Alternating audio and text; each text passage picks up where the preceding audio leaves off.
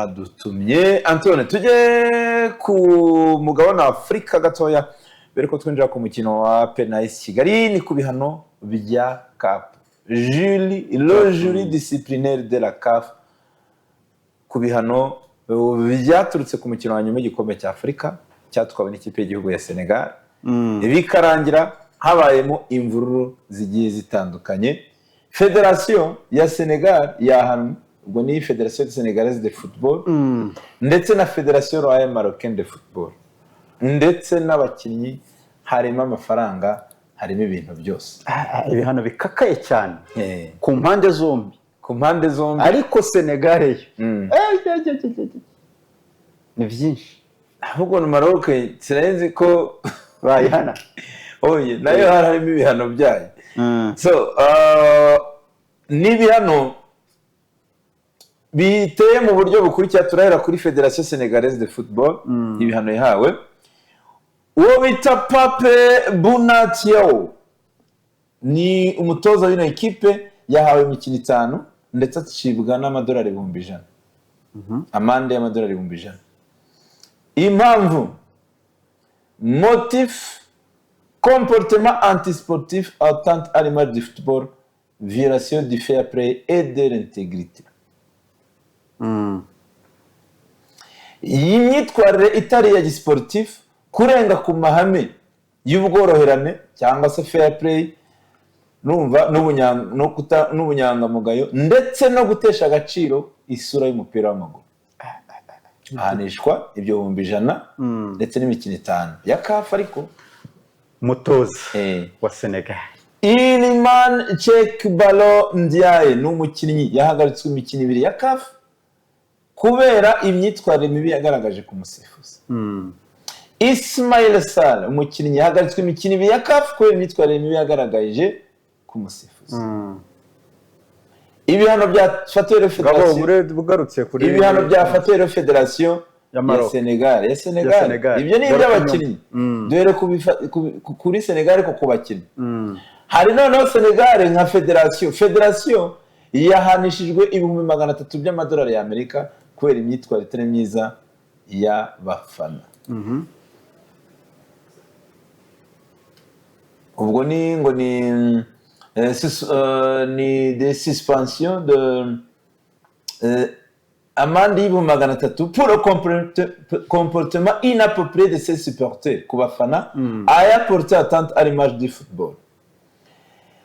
Ino Federation yahanishijwe andi madolari $300,000 pour le comportement antisportif de ces joueurs kubera imyitwarire itari ya kinyamupira ku bakinnyi bayo, et son encadrement technique ndetse na staff technique, ubwo ni harimo abatoza, ndetse no kuviola principes za fair play, loyauté et d'intégrité.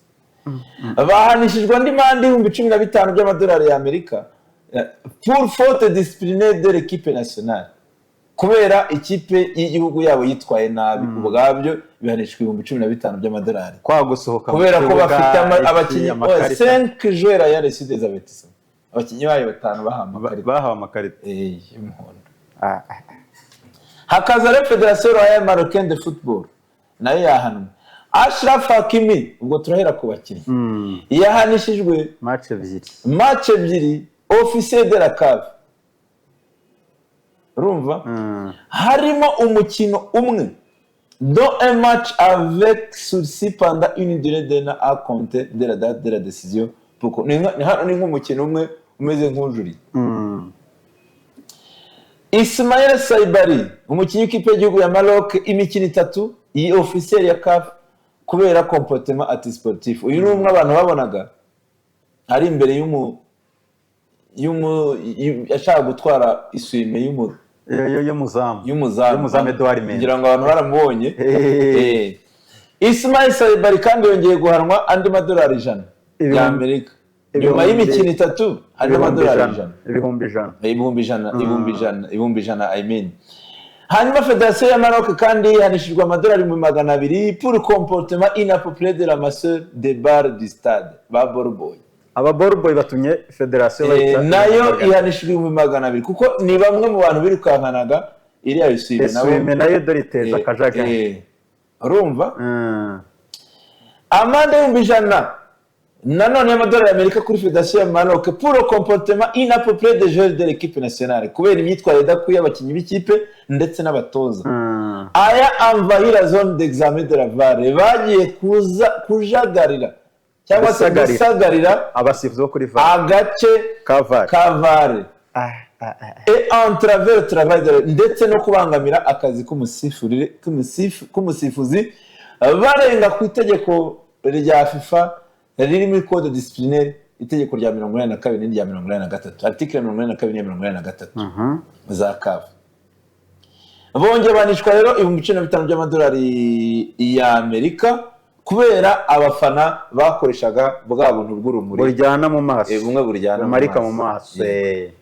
hanyuma basoza bavuga ngo ubujurire bwa Federation ya Maroc buteshejwe agaciro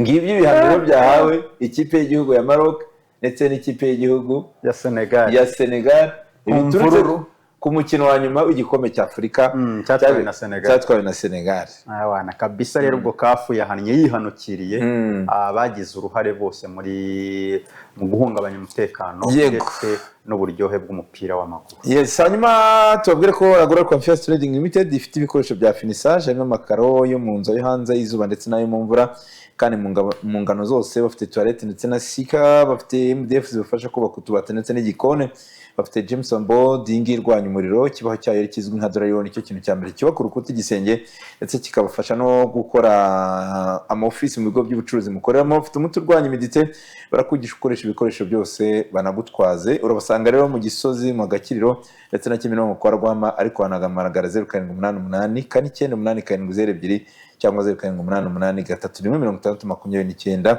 naho kandi Sara machine ari uruganda rufite product ebyiri zirimo amabati ndetse